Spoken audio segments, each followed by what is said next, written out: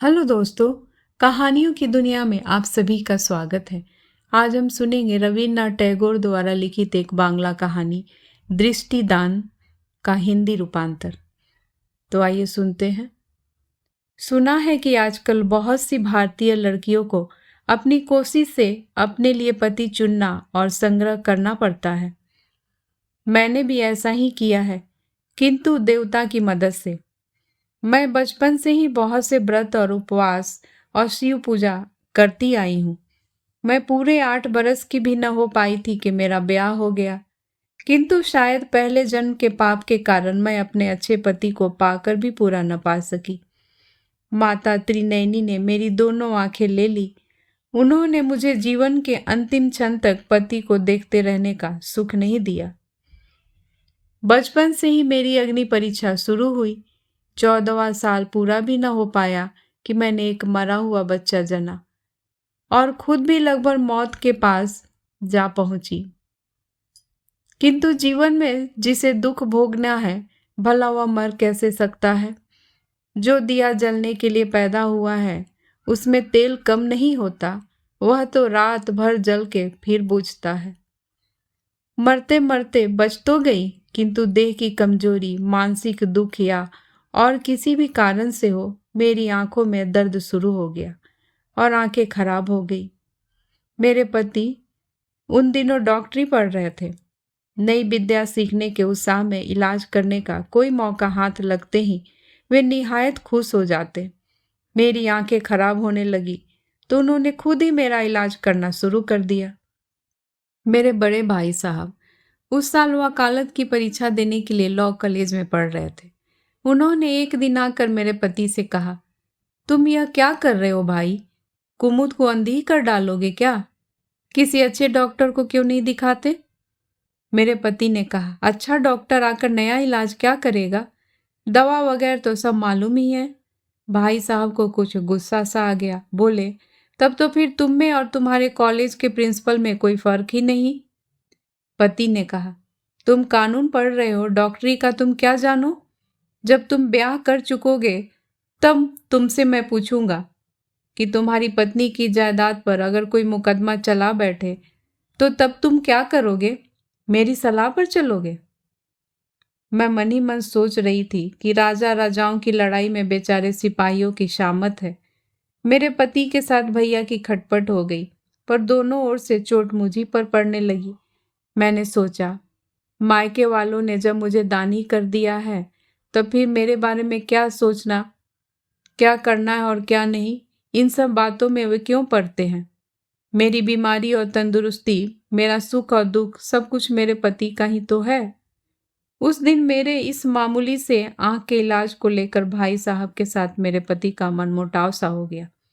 एक तो वैसे ही मेरी आंखों से पानी गिरता था और फिर तो मेरी वह आंसुओं की धारा और भी बढ़ गई। इसका असल कारण मेरे पति या भाई साहब दोनों में से कोई भी न समझ पाए। मेरे पति के काले चले जाने पर एक दिन शाम को अचानक भाई साहब आ गए डॉक्टर लेकर। डॉक्टर ने परीक्षा करके कहा, सावधानी से इलाज न हुआ और इसी तरह बदपरहेजी होती रही तो ताजुब नहीं कि आंखों से ही हाथ धोना पड़े। डॉक्टर ने दवा लिख दी और भाई साहब ने उसी वक्त दवा मंगाने के लिए आदमी भेज दिया।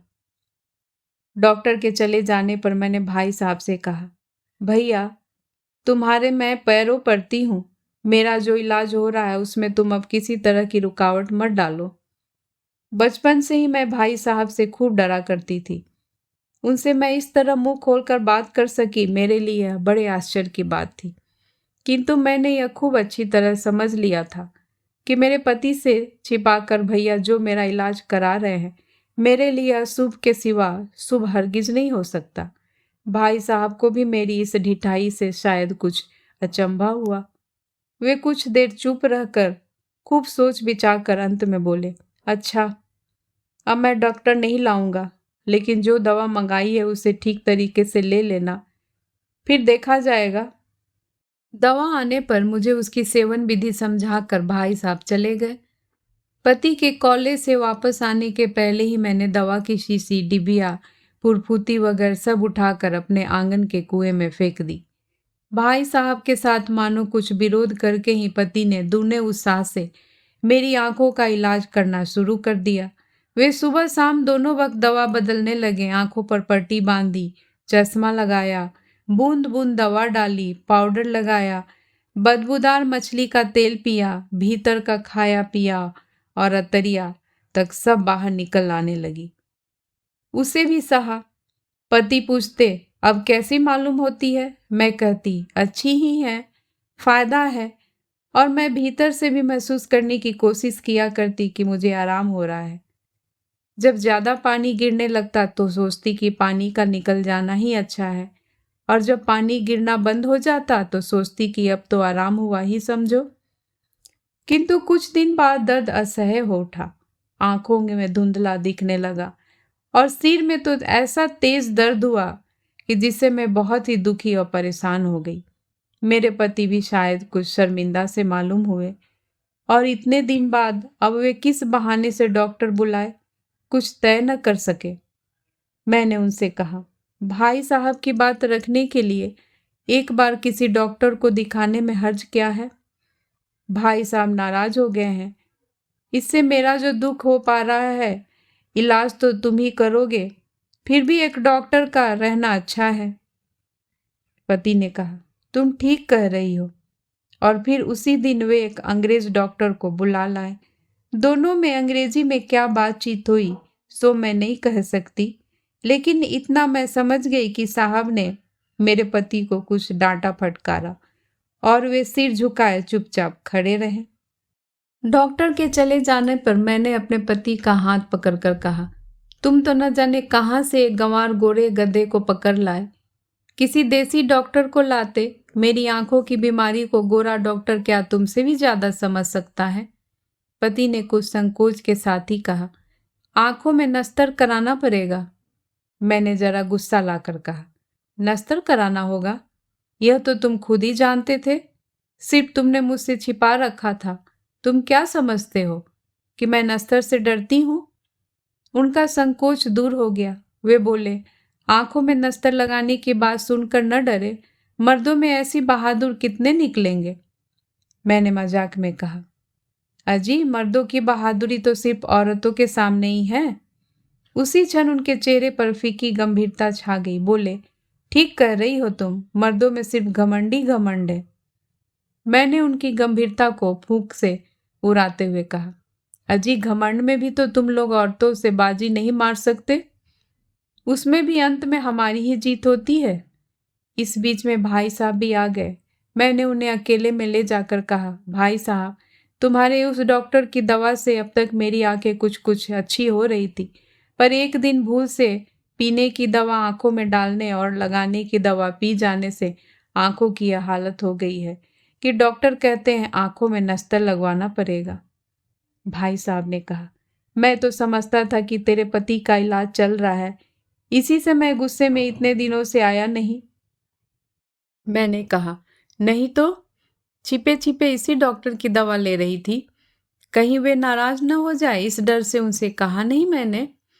स्त्री का जन्म लेकर इतना झूठ बोलना पड़ता है कि जिसकी हद ही नहीं। भाई साहब का मन भी नहीं दुखा सकती और पति के यश को भी ज्यों का त्यों रखना मेरे लिए लाजमी है। माँ होकर बच्चे को भी बहलाना पड़ता है और स्त्री होकर बच्चे के बाप को भी खुश रखना पड़ता है। उफ, स्त्रियों के लिए इतने छल छंद की जरूरत होती है। इस छल छंद का नतीजा यह हुआ कि अंधी होने के पहले मैं अपने भाई और पति का मिलन देख सकी। भाई ने सोचा कि छिपे छिपे इलाज करने से यह गड़बड़ी हुई और पति ने सोचा कि शुरू में ही अगर वे मेरे भाई की बात मान लेते तो ऐसा होता ही क्यों। यह सोचकर दोनों भारी दिल से भीतर ही भीतर क्षमा प्रार्थी से होकर आपस में एक दूसरे के बहुत ही करीबी हो गए। मेरे पति भाई साहब की सलाह लेने गए और भाई साहब भी बड़े विनय के साथ सब विषयों में मेरे पति की राय पर ही भरोसा करने लगे।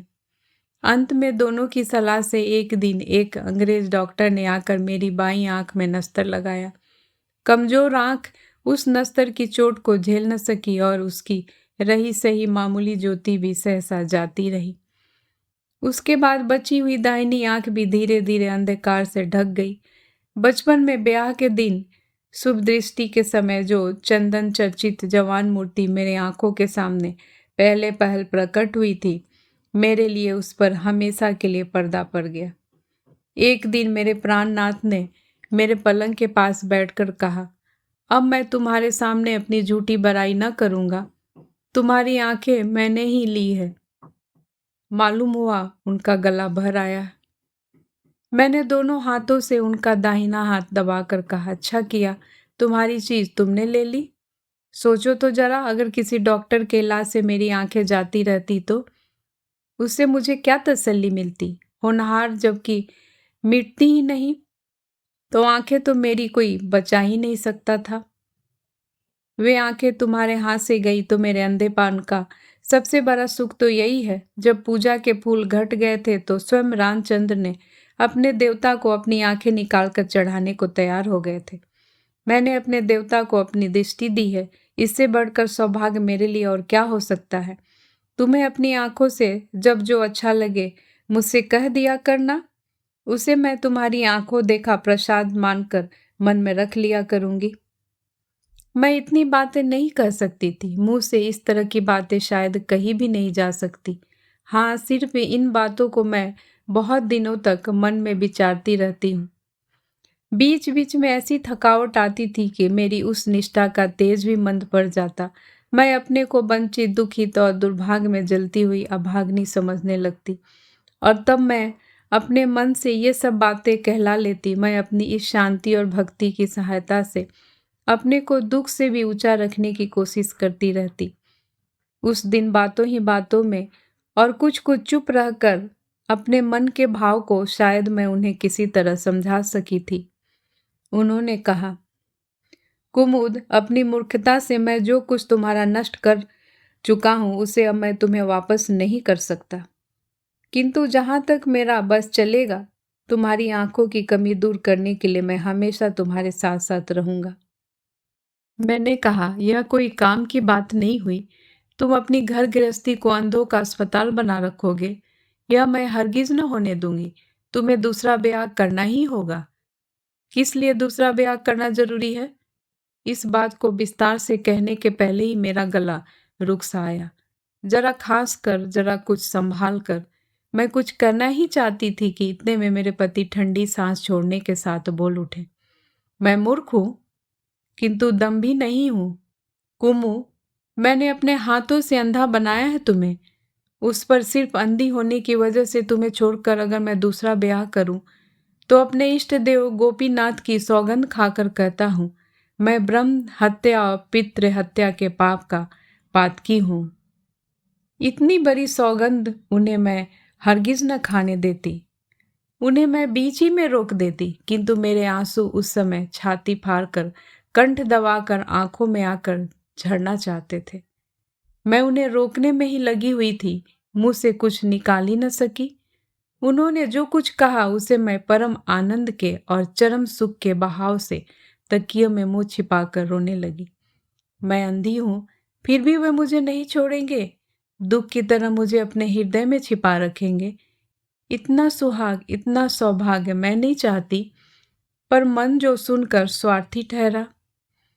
अंत में आंसुओं की पहली बार सा जोरों से हो चुकने के बाद उनके मुंह को अपनी छाती के पास लाकर मैंने कहा, ऐसी करी सौगंध क्यों खाई तुमने? हाय हाय, मैंने क्यों तुम्हें अपने सुख के लिए ब्याह करने को कहा था? 100 से मैं अपना मतलब साधती, आंखों की कमी से तुम्हारा जो काम मुझसे न होता वह काम मैं उससे करा लेना चाहती थी। उन्होंने कहा, काम तो दासी भी कर देती है। जो काम मुझसे न होता वह काम मैं उससे करा लेना चाहती थी। कुमु, मैं काम के सुबेते के लिए एक दासी के साथ विवाह करके उसे अपनी इस देवी के साथ एक आसन पर बिठा सकता हूं। उस दिन दिन भर अपने ही साथ मेरा एक तरह का विरोध चलता रहा। कठिन प्रतिज्ञा में बंधकर मेरे पति हरगिज दूसरा ब्याह न कर सकेंगे। इसका आनंद भीतर ही भीतर मानो मेरे दिल को काटता रहा। उसे किसी भी तरह छुड़ा कर अलग न कर सकी। आज मेरे अंदर जिस नई देवी ने जन्म लिया है, उसने कहा, शायद ऐसा भी दिन आ सकता है कि जब प्रतिज्ञा पालने की अपेक्षा ब्याह करने से तुम्हारे पति का ज्यादा मंगल हो सकता है, किंतु मेरे अंदर जो पुरानी औरत थी उसने कहा, इससे क्या, जबकि वे प्रण कर चुके हैं तब तो ब्याह कर ही नहीं सकते। देवी बोली, पर इसमें तुम्हारे खुश होने की तो कोई वजह नहीं। मानवी ने कहा, सब समझती हूँ, पर जबकि वे प्रतिज्ञा कर चुके हैं तो फिर वह इत्यादि बार बार वही एक ही बात। तब फिर देवी ने कुछ नहीं कहा, चुप बनी रही। उसने भौवें चढ़ा ली। किसी एक भयंकर आशंका के अंधेरे से मेरा सारा मन छा गया। मेरे दुखी स्वामी नौकर नौकरानी से मेरा काम करने की मनाही करेंगे, खुद ही मेरा सब काम करने लगेंगे।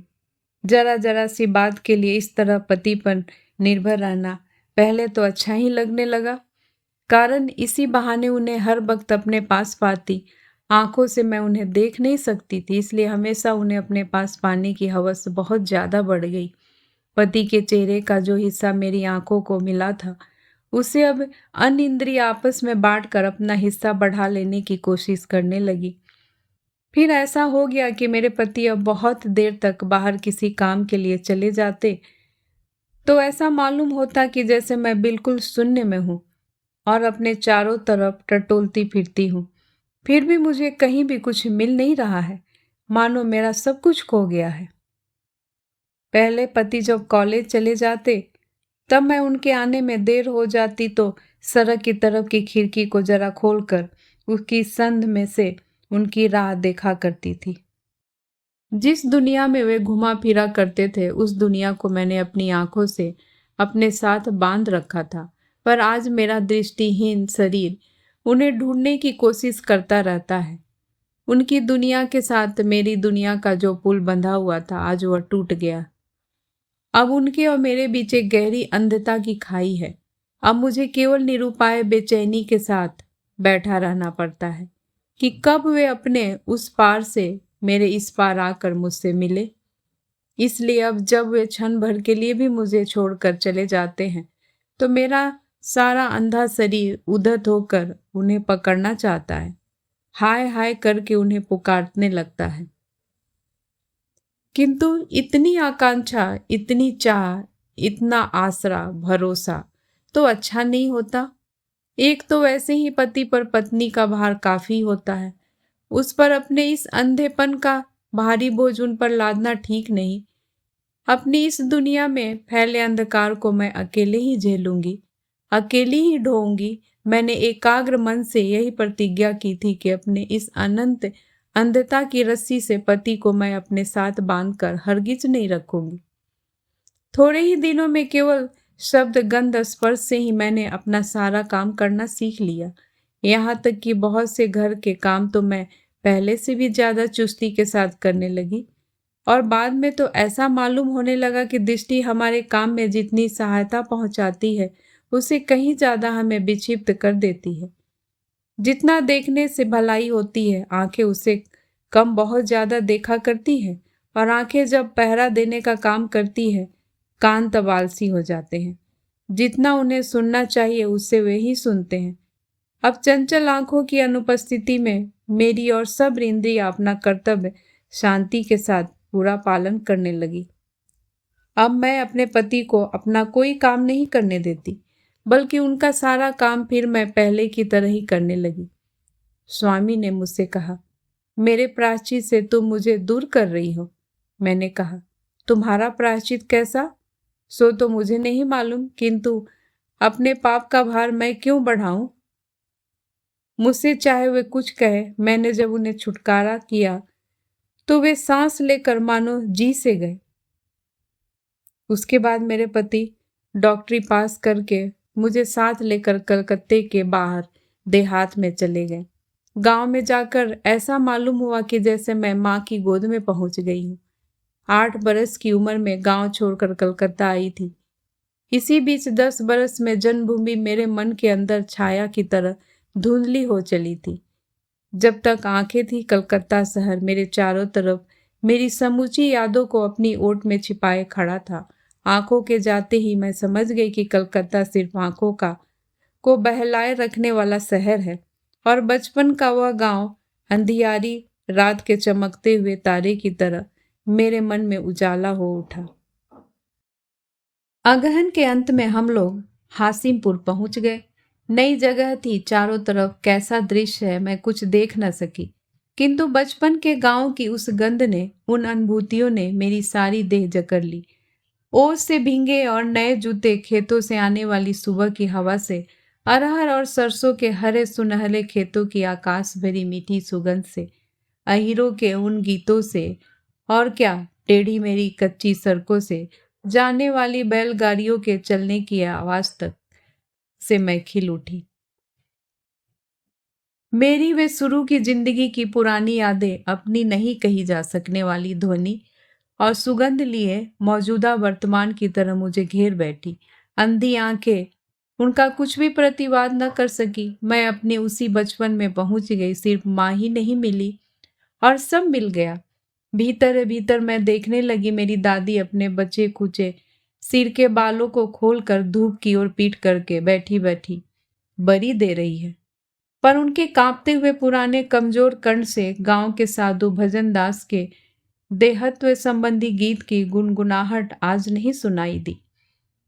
नवान का वह उत्सव सर्दियों की ओस से नहाए हुए आकाश में सजीव होकर उठ बैठा, किंतु मुसल से नए धान कूटने वाली गांव की औरतों में मेरी उन छोटी छोटी सहेलियों का मेलजोल कहाँ गया। शाम होते ही सब पास के ही हम्बा ध्वनि सुनाई पड़ती तो याद उठ आती कि माँ संध्या ही दीप में लिए ग्वाल घर में दिया दिखाने जा रही है। साथ ही मानो भींगे हुए पुआल के जलने की गंध और धुआं आकर मेरे हृदय में प्रवेश करता और फिर सुनाई देती तालाब के उस पार के विद्या अलंकारों के मंदिर से आती हुई कांसे के घंटे की ध्वनि। न जाने किसने मेरे बचपन के 8 वर्षों में से उनका सारा निचोड़ छान कर सिर्फ उसका रस और सुगंध मेरे चरणों तरफ छोड़ दिया। इसी सिलसिले में बचपन के व्रत और सवेरे ही उठकर शिव पूजा के लिए फूल चुनने की बात याद आने लगती है।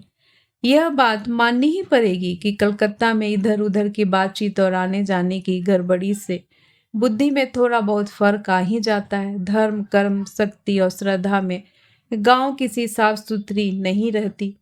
उस दिन की बात मुझे याद आती है जिस दिन अंधी हो जाने के बाद कलकत्ता में मेरी एक गांव की सखी ने आकर मुझसे कहा था, तुझे गुस्सा नहीं आता कुमू? मैं होती तो अपने पति का कभी मुंह ही नहीं देखती। मैंने कहा, बहन मुंह देखना तो वैसे ही बंद है, उसके लिए इन जली आंखों पर ही गुस्सा आता है। उन पर गुस्सा क्यों हो बहन? समय रहते अच्छे डॉक्टर से इलाज नहीं कराया, इसके लिए मेरी सहेली लावण्य को भी मेरे पति पर बहुत गुस्सा आया और उसने मुझे भी गुस्सा दिलाने की कोशिश की। मैंने उसे समझाया कि संसार में रहते हुए इच्छा और अनिच्छा से, जान और अनजान में, भूल और भ्रांति से अनेक प्रकार के सुख दुख हुआ करते हैं, किंतु मन के भीतर अपने पति को अगर स्थिर रख सकी तो उस दुख में भी एक तरह की शांति मिलती है, नहीं तो सिर्फ गुस्से गुस्सी में बकझक करते करते ही जीवन ही बीत जाता है। आंखों से अंधी हो गई, यदि एक जबरदस्त दुख है, उस पर पति से मनमुटाव करके दुख का बोझ और क्यों बढ़ाऊं। मुझ जैसी लड़की के मुंह से पुराने जमाने की सी बात सुनकर लावण्य गुस्सा होकर अवज्ञा से सिर हिलाकर झुंझलाती हुई चली गई। किंतु मुंह से मैं भी क्यों न कहूं, उसकी बातों में जहर तो था। उसकी बात बिल्कुल व्यर्थ नहीं गई। लावण्य के मुंह से निकली हुई क्रोध की बातों ने मेरे मन पर 2-1 चिंगारियां छोड़ दी थी। मैंने उन्हें परा से कुचल कर बुझा तो दिया, किंतु फिर भी 2-1 छाले तो रह ही गए। गांव में आकर शिव पूजा के उस ठंडे से फाली फूल की सुगंध से मेरे दिल की सारी आशाएं और श्रद्धा मेरे उस शिशु काल की तरह ही मानो नई और उज्जवल हो उठी। देवता ने मेरे दिल और मेरी घर गृहस्थी को भरपूर कर दिया। मैं मस्तक नवाकर उनके चरणों पर लौट गई। कहा, हे देव, मेरी आंखें जाती रही, अच्छा ही हुआ, तुम तो मेरे हो। किंतु हाय, गलत कहा था मैंने। तुम मेरे हो ऐसा कहना भी दर्प है। मैं तुम्हारी हूं, केवल इतना ही कहने का हक है मुझे। अरे एक दिन मेरे देवता ही दबी आवाज में यह बात मुझसे कहला लेंगे हो सकता है कि तब और भी ना हो, पर मुझे तो रहना ही होगा। किसी पर किसी तरह का मेरा जोर नहीं, सिर अपने ही ऊपर है। कुछ दिन बड़े आनंद से बीते। उधर डॉक्टरी मेरे पति का नाम भी होने लगा, सम्मान भी बढ़ने लगा, साथ ही कुछ रुपया भी इकट्ठा हो गया। मगर रुपया अच्छी चीज नहीं, वह मन को दबा देता है, हृदय को ढक देता है, मन राज करता है तो वह अपना सुख आप ही गढ़ लेता है। किंतु धन सब जब सुख इकट्ठा करने का भार लेता है तो मन के लिए फिर कोई काम भी नहीं रह जाता। तब पहले जहां मन का सुख रहता था, घर की चीज, बस, असबाब वगैरह उस जगह को घेर लेता है, तब सुख नहीं मिलता। सुख के बदले मिलता है सिर्फ असबाब बगैर। मैं किसी खास बात या खास घटना का वर्णन नहीं कर सकती, किंतु अंधों में महसूस करने की शक्ति कुछ ज्यादा होने से या और किसी कारण से इतना मुझे महसूस होने लगा कि आर्थिक उन्नति के साथ साथ मेरे पति में परिवर्तन होने लगा। यौवन के शुरू में तरह तरह से धर्म अधर्म के विषय में उनमें जो एक वेदना का एहसास था, उसमें मानो दिनों दिन जड़ता आने लगी। मुझे याद है वे किसी समय कहा करते थे, केवल रोजी के लिए डॉक्टरी सीख नहीं रहा हूँ, सो बात नहीं, इससे गरीबों का भला भी किया जा सकता है। डॉक्टर गरीब मरीजों के दरवाजे पर जाकर पेशगी फीस बिना लिए नारी नहीं देखना चाहते। उनका जिक्र करते हुए मारे नफरत के उनकी जवान रुक जाती थी। मैं समझ रही हूँ कि अब वे दिन नहीं रहे। अपने इकलौते लड़कों की जान बचाने के लिए गरीब स्त्री ने उनके पैर पकड़ लिए थे, गिड़गिड़ा कर रोने लगी थी वह, किंतु उन्होंने उसकी अपेक्षा की। अंत में मैंने अपने सर की कसम देकर उन्हें भेजा, पर उन्होंने तबीयत से इसका इलाज नहीं किया। जब हम लोगों के पास रुपया कम था, तब अन्याय से पैदा किए गए धन को वे किस दृष्टि से देखते थे मैं जानती हूँ। मगर आज अब बैंक में बहुत रुपए जमा है। अब एक दिन की बात है कि एक धना आदमी का गुमास्ता आकर एकांत में उनसे 2 दिन तक बहुत सी बातें कर गया। क्या बातचीत हुई मुझे नहीं मालूम, किंतु उसके बाद जब वे मेरे पास आए और बेहद खुशी के साथ और विषय में बहुत सी बातें करने लगे, मुझे अपने भीतर की स्पर्श शक्ति से महसूस हुआ वे अपने ऊपर कालिख पोत कर आए हैं। अंधी होने के पहले जिन्हें मैंने अंतिम बार देखा था, आज मेरे वे दिल के देवता कहाँ हैं, जिन्होंने मेरी दृष्टिहीन दोनों आंखों के बीच में चुम्बर करके मुझे एक दिन देवी की पद पर अभिषिक्त किया था। मैं उनका क्या कर सकी। एक ही दिन की रिपु की आंधी से जिनका अचानक पतन होता है और एक दिन के हृदय आवेग से फिर वे चढ़ सकते हैं, किंतु यह जो दिन पर दिन क्षण क्षण में भीतर से कठोर होते जाना है, बाहरी बातों में बढ़ते हुए हृदय मन को तिल तिल करके दबाते जाना है, इसका प्रतिकार सोचती हूँ तो कोई राह ही ढूंढ नहीं मिलती। पति के साथ मेरा जो आंखों से देखने का अलगाव हुआ है वह कुछ भी नहीं, किंतु प्राणों के भीतर जब मैं और भी ज्यादा हाँफने लगती हूँ, तब मैं समझती हूँ कि जहां मैं हूँ वहां वे नहीं हैं। मैं अंधी हूँ, संसार के अंधेरे हृदय प्रदेश में अपनी उस पहली उम्र के नए प्रेम, परिपूर्ण भक्ति, अखंड विश्वास को लिए बैठी हूँ। मैं अपने देव मंदिर में जीवन के आरंभ में अपने बचपन के उन नन्हे नन्हे हाथों से मैंने जो हर श्रृंगार के फूलों की भेंट चढ़ाई थी, अभी तो उनकी ओस भी न सूख पाई होगी कि मेरे नाथ छाया से शीतल इस चीर नवीनता के देश को छोड़कर रुपए कमाने के पीछे इस संसार के रेगिस्तान में न जाने कहाँ अदृश्य होते चले जा रहे हैं। जिन पर मेरा विश्वास है, मैं जिन्हें धर्म कहती हूँ, जिन्हें मैं सारी सुख संपत्ति से बढ़कर समझती हूँ, वे बहुत दूर से मेरी ओर हंसते हुए देख रहे हैं। पर कोई दिन ऐसा भी था जब यह अलगाव नहीं था। बचपन में हम दोनों एक ही रास्ता से यात्रा की थी। उसके बाद कब से मार्ग भेद होना आरंभ हुआ, उसे न तो वे समझ सके और न ही मुझे ही मालूम हुआ। अंत में आज जब मैं उन्हें पुकार रही हूँ तो कोई जवाब ही नहीं मिलता। कभी कभी मैं सोचती हूँ कि शायद अंधी होने की वजह से मामूली सी बात को मैं बढ़ा चढ़ा कर देखती हूँ। आंखें होती तो शायद मैं संसार को ठीक संसार की तरह ही देख सकती और पहचान सकती। मेरे पति ने भी एक दिन मुझे यही बात समझाई थी। उस दिन सवेरे एक बूढ़ा किसान अपनी पोती को हैजे से बचा लेने की उम्मीद से उन्हें बुलाने आया था। मेरे कानों में भनक पड़ी। वह कह रहा था, बेटा मैं बहुत गरीब हूं पर परमात्मा तुम्हारा भला करेंगे। मेरे दिल के देवता ने कहा, परमात्मा जो करेंगे सिर्फ उतने ही से हमारा काम नहीं चलेगा। पहले तुम क्या करोगे सो बताओ।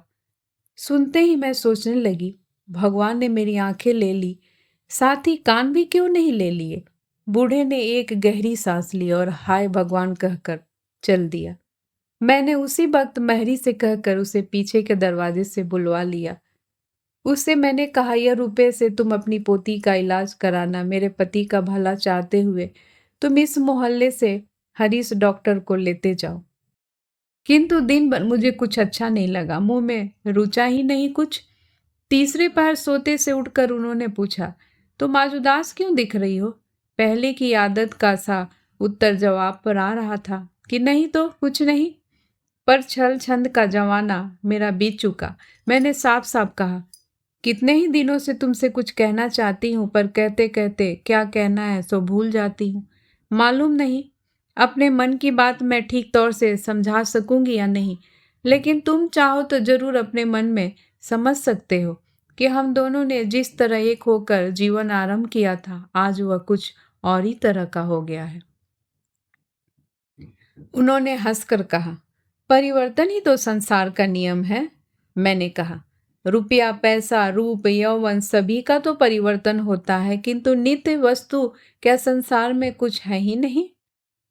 तब उन्होंने जरा गंभीर होकर कहा, देखो और स्त्रियों को तो सचमुच के अभाव को रोती हैं। किसी का पति कमाई नहीं करता तो किसी का प्रेम नहीं करता, और एक तुम हो कि आसमान से दुख ढूंढ कर लाती हो। मैं उसी वक्त समझ गई कि मेरी अंधता मेरी आंखों में सच्चाई का काजल लगाकर मुझे इस परिवर्तनशील संसार से बाहर ले गई है। मैं अन्य स्त्रियों की तरह नहीं हूं, मुझे मेरे पति समझेंगे नहीं। इतने में देश से एक फुफुआ सास चली आई अपने भतीजे की खबर सूद लेने। हम दोनों ने उन्हें प्रणाम किया।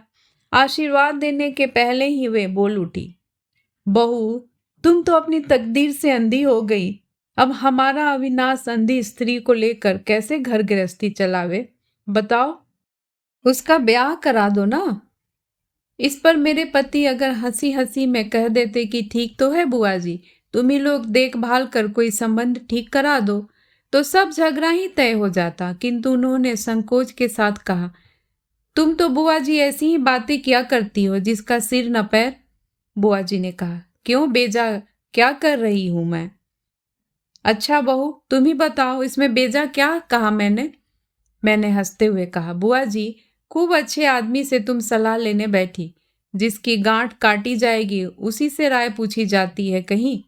बुआ जी बोली, हाँ बात तो ठीक है, तो फिर हम दोनों अकेले में सलाह करेंगे, क्यों रे अविनाश। लेकिन एक बात है बहू, कुलीन घर की स्त्रियों की जितनी ज्यादा सौते हो उतना ही उनका स्वामी गौरव बढ़ता है। हमारा लड़का डॉक्टरी न करके अगर ब्याह करता रहता तो उसे रोजगार की परवाह ही क्या थी। रोगी डॉक्टरों के हाथ पड़ते ही मर जाता है, मरने पर फिर फीस भी नहीं मिलती। किंतु विधाता का श्राप ऐसा है कि कुलीन की स्त्री मरती ही नहीं, और जितने दिन वह जीती है उतना ही पति को फायदा ही फायदा है। 2 दिन बाद मेरे पति ने मेरे सामने ही बुआ जी से पूछा, बुआ जी अपना समझकर बिल्कुल अपनी सी होकर बहू को मदद पहुंचाया करे, ऐसी कोई अच्छे घराने की स्त्री तुम्हारी निगाह में है जो यहाँ रह सके। इसे आंखों से दिखता नहीं, इसलिए इसकी साथिन बनकर हमेशा कोई इसके पास रहे तो मैं निश्चिंत हो जाऊं। जब मैं शुरू शुरू में अंधी हुई थी तब वे यह बात कहते तो ठीक भी थी, किंतु अब तो आंखों के अभाव में अपने यहाँ घर गृहस्थी के काम में कोई खास अड़चन होती सो भी नहीं। फिर भी बिना प्रतिवाद किए मैं चुपचाप बैठी रही। बुआ जी ने कहा, बहुत बहुत, इसकी क्या कमी, मेरे ही जेठ की एक लड़की है, जैसी देखने में सुंदर वैसी स्वभाव की भी लक्ष्मी। लड़की काफी बड़ी हो चुकी है, योग बर मिल नहीं रहा है, लड़के की तलाश में है वे। तुम्हारे जैसा कुलीन मिल जाने पर तो वे तुरंत ब्याह कर देंगे। उन्होंने कुछ चौंक कर कहा, ब्याह के लिए कौन कह रहा है? बुआ जी बोली, लो सुन लो, ब्याह बिना किए क्या भले घर की लड़की तुम्हारे घर यूं ही आकर पड़ी रहेगी? बात बिल्कुल ठीक थी। मेरे पति से उनका कोई जवाब देते न बना। अपनी बंद आंखों के अनंत अंधकार में अकेली खड़ी खड़ी मैं ऊपर को मुंह उठाए पुकारने लगी, भगवान मेरे पति की रक्षा करो। कुछ दिन बाद एक रोज सवेरे मैं पूजा करके घर से निकल ही रही थी कि इतने में बुआ जी ने आकर कहा, बहू, अपनी जिस जेठौती हेमांगिनी का मैंने जिक्र किया था आज वो आ गई देश से। हिम, ये तुम्हारी जीजी, इन्हें प्रणाम करो। इतने में अचानक कहीं से वे भी आ पहुंचे और आते ही मानो वे इस अजनबी स्त्री को देखकर लौट जाने के लिए तत्पर हुए। बुआ जी ने कहा, कहाँ चला अविनाश? मेरे पति ने पूछा, ये कौन है? बुआ जी ने कहा, यही तो है मेरी जेठती हेमांगिनी। ये कब आई, किसके साथ आई, कैसे आई, इत्यादि नाना प्रश्न करके वे बेकार का आश्चर्य प्रकट करने लगे। मैंने मन ही मन कहा, जो हो रहा है सो तो मैं सब समझ रही हूँ, फिर उस पर छल छंद क्यों किया जा रहा है? दुबका, चोरी, दावना, ढकना, झूठी बात, अगर अधर्म करना ही है तो करो ना। करोगे तो अपनी अशांत आदत के लिए ही करोगे। मेरे लिए ऐसी गिरावट, इतना छल छंद क्यों करते हो? मुझे बहलाए रखने के लिए इतना ढकोसला क्यों? हेमांगिनी का हाथ पकड़कर मैं उसे अपने सोने के कमरे में ले गई। उसके मुंह पर, गालों पर हाथ फेंक कर देखा। मुंह शायद सुंदर ही होगा। उम्र थी 14-15 से कम न होगी। बालिका सहसा जोर से हंस पड़ी, बोली, यह क्या कर रही हो? मेरे ऊपर से भूत झाड़ रही हो क्या? उसकी उस खुली सरल हंसी से हम दोनों के बीच जो काले बादल थे एक क्षण में दूर हो गए। दाहिना हाथ उसके गले में डालकर मैंने कहा, मैं तुम्हें देख रही हूं बहन। इतना कहकर मैंने उसके कोमल मुंह पर फिर एक बार हाथ फेरा। देख रही हो, कहकर वह फिर हंसने लगी। बोली, मैं क्या तुम्हारे बगीचे की सेम या बैगन हूं जो इस तरह हाथ फेर कर देख रही हो कि कितनी बड़ी हुई? तब मुझे एहसास हुआ कि हेमांगिनी को शायद मालूम नहीं कि मैं अंधी हूं। मैंने कहा, बहन, मैं अंधी जो हूं? सुनते ही वह अचंभे में पड़कर कुछ देर तक गंभीर बनी रही। मुझे बिल्कुल साफ मालूम हुआ कि उसने अपनी उत्सुकता भरी बड़ी बड़ी जवान आंखों से मेरे दृष्टिहीन नेत्र और चेहरे के भाव को खूब गहराई के साथ देखा और उसके बाद कहा, अच्छा, इसलिए शायद चाची को तुमने यहाँ बुलाया है। मैंने कहा, नहीं, मैंने नहीं बुलाया, तुम्हारी चाची अपने आप ही आई है। बालिका फिर हंसकर बोली, दया करके। तब तो मालूम होता है कि दयामयी जल्दी टलने वाली नहीं, पर बाबूजी ने मुझे क्यों भेजा? इतने में बुआ आ गई। अब तक मेरे पति के साथ उनकी बातचीत हो रही थी। बुआ जी के कमरे में घुसते ही हेमांगिनी ने उनसे पूछा, चाची, देश कब चलोगी, बताओ? बुआ जी ने कहा, वारी लड़की, आते देर न हुई जाने की पड़ गई। ऐसी चंचल लड़की तो मैंने कहीं नहीं देखी। हेमांगिनी ने कहा, सुनो चाची, तुम तो जल्दी यहाँ से जाती नहीं दिखाई देती। खैर, तुम्हारा तो यह घर ही ठहरा, जितने दिन चाहो रहो। पर मैं नहीं, मैं तो जाऊंगी, पहले ही से कह देती हूँ तुमसे। इतना कहकर चट से उसने मेरा हाथ पकड़ कर कहा, क्यों बहन, ठीक है ना? तुम लोग तो मेरे ठीक अपने नहीं हो। इसके इस सरल प्रश्न का कुछ उत्तर न देकर मैंने उसे अपनी छाती के पास खींच लिया। मैंने देखा कि बुआ जी वैसे चाहे कितनी ही जबरदस्त क्यों न हो, पर इस लड़की को संभालना उनके बूते से बाहर है। बुआ जी ने ऊपर से जरा भी गुस्सा न दिखाकर हेमांगिनी को लार करने की कोशिश की, पर उसने उन्हें अपने ऊपर से झाड़ कर फेंक दिया। बुआ जी ने इन सब बातों को लाडली लड़की की लार समझकर हंसकर उड़ा देना चाहा और वे चली जा रही थी कि इतने में फिर क्या जाने क्या सोचकर लौट आई और हेमांगिनी से कहने लगी, हिमू, चल, तेरे नहाने का वक्त हो गया। हेम ने मेरे पास आकर कहा, हम दोनों जनी घाट पर जाएंगे, नहाएंगे। क्यों बहन? बुआ जी की इच्छा के खिलाफ होने पर भी उन्होंने इस बात का विरोध नहीं किया। वे जानती थी कि धींगा धींगी करने से हेमांगनी की ही जीत होगी और दोनों के बीच का विरोध भद्दे रूप में मेरे सामने प्रकट हो जाएगा। पीछे के तालाब की तरफ जाते जाते हेमांगनी ने मुझसे पूछा, तुम्हारा कोई लड़का बाला क्यों नहीं हुआ बहन? मैंने जरा मुस्कुरा कर कहा, क्यों नहीं हुआ सो मैं कैसे कह सकती हूँ, भगवान ने नहीं दिया। हेमांगनी बोली, जरूर तुमने पहले जन्म में कोई पाप किया होगा। मैंने कहा, सो भी भगवान जानते होंगे। बालिका ने प्रमाण के तौर पर कहा, देखो ना चाची को, मन की बहुत काली है ना, इसी से उनका कोख से कोई बच्चा ही नहीं हुआ। पाप पुण्य सुख दुख दंड और पुरस्कार का सिद्धांत मैं खुद भी नहीं समझती। बालिका को भी समझाने की कोशिश नहीं की, सिर्फ एक गहरी सांस लेकर मैंने मन ही मन उनसे कहा, तुम ही जानो। हेमांगनी उसी क्षण मुझसे लिपट गई और हंसकर बोली, अरे वाह रे, मेरी बात सुनकर तुम गहरी सांस लेती हो, मेरी बात पर भला कोई ध्यान देता होगा। धीरे धीरे मालूम होने लगा कि मेरे पति के डॉक्टरी व्यवसाय में बड़ी रुकावटें आने लगी है। दूर से बुलावा आने पर तो वे जाते नहीं हैं और आसपास कहीं से बुलावा आने पर वे झटपट काम खत्म करके घर चले आते हैं। पहले तो काम से फुर्सत मिलने पर दोपहर को खाने और सोने के समय से भीतर आते थे, पर अब तो बुआ जी चाहे जब उन्हें बुला लेती हैं और वो भी बगैर जरूरत बुआ जी की खबर सूझ लेने चले आते हैं। बुआ जी जब पुकार कर कहती हैं कि हिमू, मेरा पानदान तो ले आ जरा, तो मैं समझ जाती हूँ कि बुआ जी के कमरे में मेरे स्वामी मौजूद है। पहले पहल 2-4 दिन तक हेमांगनी पानदान, तेल की प्याली, सिंदूर की डिबिया आदि लेकर पहुंच जाती थी, किंतु बाद में वह बार बार बुलाई जाने पर भी खुद न जाकर मैरी के हाथ ही सब चीजें भेजने लगी।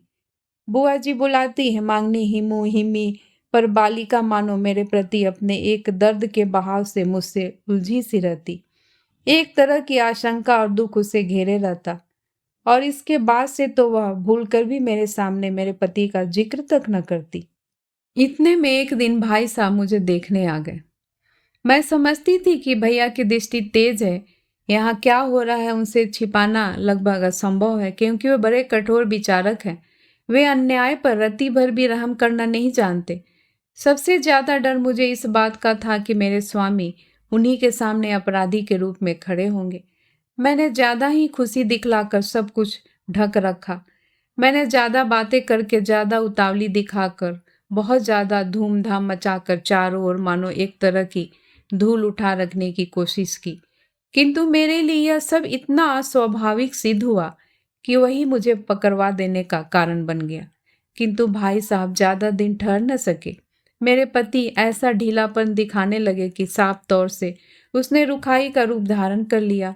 भैया चले गए। जाने के पहले अपने दिल के समूचे स्नेह के साथ मेरे माथे पर बहुत देर तक अपना कांपता हुआ हाथ रखे रहे और मन ही मन एकाग्रचित से क्या आशीर्वाद देते रहे सो मैं समझ गई।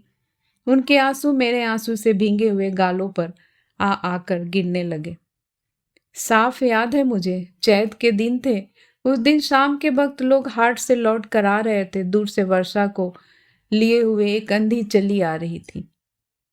उसकी हाल की भींगी मिट्टी की महक और हवा की नमी से आकाश डूब रहा था। बिछड़े हुए साथी लोग अंधेरे मैदान में एक दूसरे को व्याकुल होकर ऊंचे स्वर से बुला रहे थे। मुझे अंधी के कमरे में जब तक मैं अकेली रहती दिया नहीं जलाया जाता, इस डर से कि कहीं उसकी लौ आकर मेरे कपड़ों में न लग जाए और कोई दुर्घटना न हो जाए। मैं अपने सुनसान अंधेरे कमरे में धरती पर बैठी बैठी दोनों हाथ जोड़कर अपनी अंधी दुनिया के मालिक को पुकार रही थी, प्रभु, जब तुम्हारी दया एहसास में नहीं आती और तुम्हारा मतलब जब समझ में नहीं आता, तब अपने अनाथ टूटे दिल की पतवार को मैं जी जान से थाम कर उसे छाती से लगा लेती हूँ। छाती फाड़ कर खून की धारा बह निकलती है, फिर भी तूफान से उसे नहीं बचा सकती। मेरी अब और कितनी परीक्षा करोगे? मुझमें अब बल ही कितना है? यह कहते कहते भीतर से आंसू उमड़ आए और मैं खाट पर सिर रख कर रोने लगी। तमाम दिन मुझे घर का काम काज करना पड़ता है। हेमांगनी छाया की तरह मेरे पास ही पास बनी रहती है। छाती के भीतर जो आंसू उमड़ उमड़ कर आते उन्हें आंखों तक लाकर बाहर निकाल देने का भी मौका मुझे नहीं मिलता। बहुत दिन बाद आज आंखों से आंसू निकले। इतने में मालूम हुआ कि खाट कुछ हिली और किसी के हिलने की धमक सुनाई दी। दूसरे ही क्षण हेमांगनी आकर मेरे गले से लिपट गई और चुपचाप अपने आंचल से मेरी आंखें पोंछने लगी। आज शाम से ही वह क्या सोचकर और कैसे आकर मेरी खाट पर सो रही थी, मैं नहीं जान सकी। उसने न तो कुछ पूछा और न कुछ कहा। मैंने भी उसे एक शब्द नहीं कहा। धीरे धीरे मेरे माथे पर अपना ठंडा हाथ फेरने लगी। इस बीच कब बादल गरजे, कब जोर की आंधी आई और खूब भी हो गई, मुझे कुछ खबर ही न पड़ी। बहुत दिन बाद एक गहरी शांति वर्षा ने आकर ज्वार की आग से झुलसते हुए मेरे दिल को शांत कर दिया। दूसरे दिन हेमांगनी ने बुआ जी से कहा, चाची मैं पहले से कह देती हूँ, अगर तुम देश न चलोगी तो मैं कंवर्त भैया के साथ चली जाऊंगी।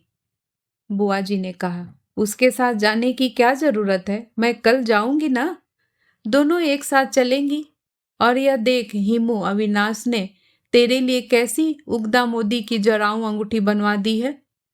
इतना कहकर बड़े गर्व के साथ बुआ जी ने अंगूठी हेमांगनी के हाथ में दी। हेमांगनी ने कहा, यह देख चाची, मैं कैसे अच्छा निशाना लगा सकती हूँ, और अंगूठी खिड़की में से पीछे के तालाब में फेंक दी। क्रोध से, दुख से, आश्चर्य से बुआ जी के रोंगटे खड़े हो गए। उन्होंने बार बार खुशामद के साथ मुझसे कहा, बहू अविनाश से इसका जिक्र मत करना, नहीं तो बेचारा बड़ा दुखी होगा। तुम्हें मेरे सिर की कसम है बहू, कहना मत। मैंने कहा, ज्यादा कहने की जरूरत नहीं बुआ जी, मैं कोई बात नहीं कहूंगी। दूसरे दिन देश रवाना होने से पहले हेमांगनी ने मुझसे लिपट कर कहा, जी जी मुझे भूलना मत, याद रखना। मैंने बार बार उसके मुख पर दोनों हाथ फेर कर कहा, अंधे कुछ भूलते नहीं बहन, मेरी तो कोई दुनिया नहीं है, मैं तो सिर्फ अपने मन ही को लिए हुए हूँ। इतना कहकर मैंने उसके माथे को अपनी ओर खींच कर चूम लिया। मेरी आंखों से उसके बालों पर झरझर आंसू बहने लगे।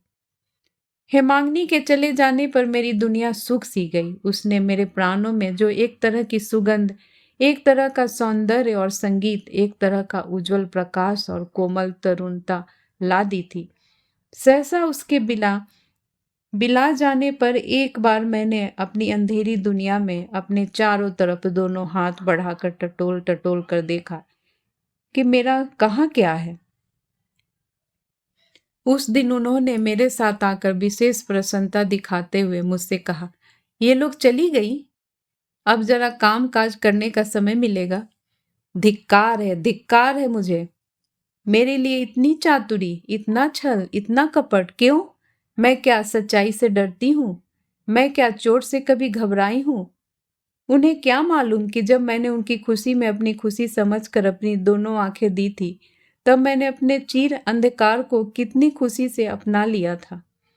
अब तक मेरे और उनके बीच सिर्फ अंधता का ही पर्दा था, पर आज से उस पर एक और पर्दा पड़ गया। मेरे पति भूल कर भी कभी हेमांगनी का नाम मेरे सामने जवान पर नहीं लाते, मानो उनकी दुनिया से हेमांगनी सदा के लिए एकदम गायब हो गई हो, मानो उनके मन पर उसने कभी भी जरा सी लकीर तक न खींची हो। किंतु इधर चिट्ठी पत्री से वे हमेशा उसकी खबर पाते रहते हैं। इस बात का मैं अनायास ही अनुभव कर लिया करती हूँ। जैसे तालाब में बरसात का पानी जिस रोज जरा भी ज्यादा आ जाता है, उसी वक्त कमल के डंडल में खिंचाव पड़ता है। उसी तरह उनके भीतर जिस दिन जरा भी बाढ़ आती, जरा भी उफान आता, उसी दिन अपने दिल की जड़ में मुझे उसका पता लग जाता है। खिंचाव ऐसी ही चीज है, कब उन्हें हेमांगनी की खबर मिलती है और कब नहीं, मुझसे कुछ छिपा नहीं रहता। किंतु मैं उन्हें उसकी याद नहीं दिला सकती थी। मेरे अंधेरे दिल के आकाश में वह जो एक उन्माद उजला सुंदर तारा जरा देर के लिए उगा था, उसकी जरा खबर पाने और थोड़ी बहुत चर्चा करने के लिए मेरा जी प्यासा सा बना रहता। किंतु फिर भी अपने पति के सामने क्षण भर के लिए उसका नाम लेने का भी मुझे अधिकार न था। और इस तरह हम दोनों के बीच वाक्य और वेदना से भरा ऐसा एक तरह का सन्नाटा जमा बैठा था, जिसकी याद आते ही दिल दुखने लगता है। बैसाख महीने के बीचों बीच एक दिन मेहरी ने आकर मुझसे पूछा, बहू जी, नदी किनारे घाट पर आज अपनी नाव कहाँ के लिए तैयार हो रही है? बाबूजी कहीं जा रहे हैं क्या? मैं खुद समझ रही थी कि कुछ तैयारियां सी हो रही है, और अब फिर मेरे भाग के आकाश में आंधी के पहले का सा सन्नाटा और उसके बाद प्रलय के छितराए हुए बादल आकर जम रहे हैं। और यह भी अनुभव कर रही थी कि स्वयं संहार करने वाला शंकर सुनी उंगली के इशारे से अपनी सारी प्रलय शक्ति को मेरे सिर पर इकट्ठा कर रहे हैं। मेहरी से मैंने कहा, कहाँ? मुझे तो अभी तक कोई खबर नहीं मिली। मेहरी ने फिर कुछ पूछने की हिम्मत नहीं की, एक गहरी सांस लेकर चली गई। बहुत रात बीते, पति ने आकर मुझसे कहा, दूर से मेरा बुलावा आया है, सो कल सवेरे ही मुझे रवाना होना पड़ेगा। लौटने में 2-3 दिन की देरी हो जाएगी। मैं तुरंत बिस्तर से उठकर खड़ी हो गई और बोली, क्यों? तुम मुझसे झूठ बोल रहे हो? पति ने कांपते हुए स्वर से कहा। झूठ? मैंने क्या कहा? मैंने कहा, तुम ब्याह करने जा रहे हो। वे चुप रह गए। मैं ज्यों की त्यों स्थिर खड़ी रही। बहुत देर तक घर में बिल्कुल सन्नाटा रहा। अंत में मैंने कहा, कुछ तो जवाब दो। कहो कि हाँ, मैं ब्याह करने जा रहा हूँ। उन्होंने प्रतिध्वनि की भांति उत्तर दिया, हाँ, मैं ब्याह करने जा रहा हूँ। मैंने कहा, नहीं, तुम नहीं जा सकते। मैं तुम्हें इस महासंकट से, इस महापाप से बचाऊंगी ही। इतना भी अगर न कर सकी तो मैं तुम्हारी पत्नी ही किस बात की? किस लिए मैंने इतनी शिव पूजा की थी? फिर बहुत देर तक सन्नाटा रहा। मैंने जमीन पकड़ कर उनके पैरों से लिपट कर कहा, मैंने तुम्हारा क्या बिगाड़ा है? कौन सा अपराध किया है जो आज तुम्हें दूसरी पत्नी की जरूरत पड़ गई? तुम्हें मेरे सर की कसम है, सच सच बताओ। तब मेरे स्वामी ने धीरे धीरे कहा, सच सच ही कह रहा हूं। तुम्हारे अंधेपन ने तुम्हें एक न खत्म होने वाले पर्दे में घेर रखा है। तुम तक मैं किसी भी तरह पहुंच ही नहीं पाता। तुम मेरी देवी हो, देवी के समान भयानक हो। तुम्हारे साथ मैं रोजमर्रा की घर गृहस्थी नहीं चला सकता। ऐसी एक साधारण स्त्री चाहिए मुझे कि जिस पर मैं बकझक कर सकूं, गुस्सा हो सकूं, जिससे मैं प्यार कर सकूं, लार कर सकूं, जिसे मैं गहने कपड़े बनवा के दे सकूं। मेरी छाती के भीतर चीर कर देखो, मैं बिल्कुल साधारण स्त्री हूं। नहीं देखोगे, ब्याह के दिन की उस बालिका के सिवा और कुछ भी नहीं हूं मैं तुम पर श्रद्धा करना चाहती हूँ, भरोसा करना चाहती हूँ, तुम्हारी मैं पूजा करना चाहती हूँ। तुम अपना अपमान करके मुझे दुस्सह दुख देकर मुझे अपने से बड़ा मत बनाओ प्रियतम। मुझे सब विषयों में अपने पैरों के नीचे रखो नाथ। मैंने क्या क्या बातें कही थी, सो क्या मुझे याद है? बिछुप समुद्र क्या अपना गर्जन स्वयं सुन पाता है? सिर्फ इतना याद है कि मैंने कहा था कि अगर मैं सती हूं तो भगवान साक्षी रहे, तुम किसी भी तरह अपनी धार्मिक प्रतिज्ञा भंग न कर सकोगे। उस महापाप के होने के पहले या तो मैं विधवा हो जाऊंगी या हेमांगनी नहीं बचेगी। यह कहते कहते मैं बेहोश होकर गिर पड़ी। जब मुझे होश आया तब तक पौ फटने पर बोलने वाली चिड़िया ने चहचहाना शुरू नहीं किया था और मेरे स्वामी चले गए थे। अपने घर के ठाकुर द्वारे में दरवाजा बंद करके मैं पूजा करने बैठ गई। तमाम दिन में बाहर नहीं निकली। शाम को बड़े जोर की आंधी आई, तूफान था, सारा मकान कांपने लगा। फिर भी मैंने यह नहीं कहा कि हे भगवान, मेरे पति इस समय नदी में हैं, उनकी रक्षा करो। मैं एकाग्र चित्त के केवल यही कहने लगी कि भगवान, मेरे भाग में जो बदा है सो होगा, पर मेरे स्वामी को तुम इस महापातक से बचाओ। सारी रात बीत गई। उसके दूसरे दिन भी मैंने अपना आसन नहीं छोड़ा। बिना खाए पिए और बिना सोए मुझे किसने बल दिया मालूम नहीं। मैं पाषाण मूर्ति के सामने पत्थर की मूरत की तरह ज्यों की त्यों स्थिर बैठी रही। शाम के वक्त बाहर से दरवाजे पर धक्के का शब्द सुनाई दिया। दरवाजा तोड़कर जब लोग भीतर घुसे तब मैं बेहोश पड़ी थी। बेहोशी दूर होने पर मैंने सुना, जी जी। आंखें खोलकर देखा कि मैं हेमांगनी की गोद में पड़ी हूँ। सिर हिलाते ही मालूम हुआ कि वह ब्याह के कपड़े पहने हुए है। भीतर से मेरी पसलियां तक चीख उठी, हाँ भगवान, मेरी प्रार्थना नहीं सुनी तुमने? आखिर मेरे स्वामी का पतन हो ही गया है। हेमांगनी ने सिर झुकाकर धीरे से मुझसे कहा, जी जी, तुम्हारी असीम आशीष लेने आई हूं मैं। पहले तो मैं क्षण भर के लिए पत्थर सी कठोर हो गई, फिर दूसरे ही क्षण उठ के बैठ गई। मैंने कहा, तुम्हें आशीर्वाद दूंगी बहन, तुम्हारा क्या कसूर। हेमांगनी अपने स्वाभाविक मिठास भरे ऊंचे स्वर में हंस उठी और बोली, कसूर? तुम खुद ब्याह करो तो कसूर नहीं, और मैं करूं तो कसूर है? हेमांगनी से लिपट कर मैं भी हंसने लगी। मन ही मन कहा, संसार में मेरी ही प्रार्थना क्या सबसे बढ़कर है? उनकी इच्छा क्या कोई चीज नहीं? जो चोट पड़ी है वो मेरे ही सिर पर पड़े, पर दिल के भीतर जहां मेरा धर्म है, जहां मेरी श्रद्धा है, वहां उसे हरगिज न पड़ने दूंगी। मैं जैसी थी वैसी ही रहूंगी। हेमांगनी ने मेरे पांव पर कर पांव की धूल अपने माथे से लगा ली। मैंने कहा, तुम चिर सौभाग्यवती हो बहन, चिर सुखी हो। हेमांगनी ने कहा, आज सिर्फ आशीष देकर ही छुटकारा न पा सकोगी जीजी। अपनी बहन और बहनोई को भी तो तुम्हें अपने हाथों से वरण करना होगा। तुम सती हो, तुम्हारा आशीर्वाद ही हम दोनों के जीवन का मूल धन है। जीजी, उनकी शर्म करने से काम न चलेगा। अगर आज्ञा हो तो उन्हें मैं ले आऊं भीतर। मैंने कहा, जाओ ले आओ। कुछ देर बाद मेरे कमरे में नई आहट ने प्रवेश किया। स्नेह का एक प्रश्न मेरे कानों में पड़ा, अच्छी तरह हो कुमो? मैंने उतावली के साथ बिछावने से उठकर भाई साहब के पांव के पास प्रणाम करके कहा, भैया। हेमांगनी बोली, भैया कैसे? जरा कान तो ऐठो इनके, अब ये तुम्हारे भैया नहीं छोटे बहनोई हैं। तब मैं सब बात समझ गई। मुझे मालूम था भैया की प्रतिज्ञा थी कि वे विवाह नहीं करेंगे। मां नहीं थी, कह सुनकर ब्याह कराने वाला और कोई भी न था। अब शायद मैंने ही उनका ब्याह करा दिया। मेरी दोनों आंखों से आंसू की वर्षा सी होने लगी। किसी भी तरह मैं उन्हें रोक न सकी। भैया धीरे धीरे मेरे बालों में हाथ फेरने लगे और हेमांगनी मुझसे लिपट कर सिर्फ हंसती ही रही। रात को नींद नहीं आ रही थी। मैं बेचैन मन से पति के आने की आशा कर रही थी। लज्जा और निराशा को वे कैसे दूर करेंगे, मेरी कुछ समझ में नहीं आ रहा था। बहुत रात बीते, धीरे धीरे दरवाजा खोला। मैं चौंक कर बैठ गई। मेरे पति के पैरों की आहट थी। छाती के भीतर मेरा दिल और उनके साथ मेरी पसलियां भी पछाड़े खाने लगी। उन्होंने बिस्तर पर आकर मेरा हाथ थाम कर कहा, तुम्हारे भैया ने ही मुझे बचाया है। मैं क्षण भर के मोह में आकर मरने ही जा रहा था।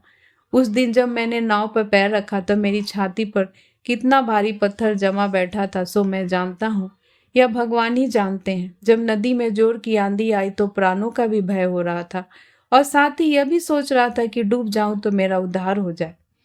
माथुरगंज में पहुंचते ही सुना कि एक दिन पहले ही तुम्हारे भैया के साथ हेमांगनी का ब्याह हो गया है।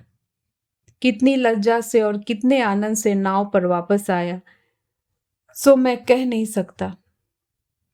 इन्हीं 2 दिनों में मैं खूब अच्छी तरह समझ गया हूं कि तुम्हारे बगैर मुझे सुख नहीं, तुम्हारे सिवा मेरे लिए और कहीं भी कोई शांति नहीं। तुम मेरी देवी हो।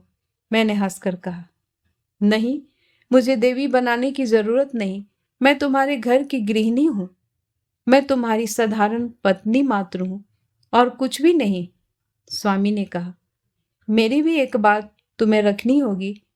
मुझे अब देवता कहकर कभी भी किसी दिन शर्मिंदा मत करना।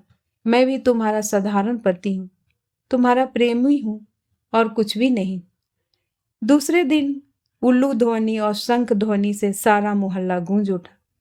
हेमांगनी उठते बैठते, नहाते खाते, सोते जागते, शाम सवेरे हर वक्त मेरे पति का मजाक उड़ाने लगी।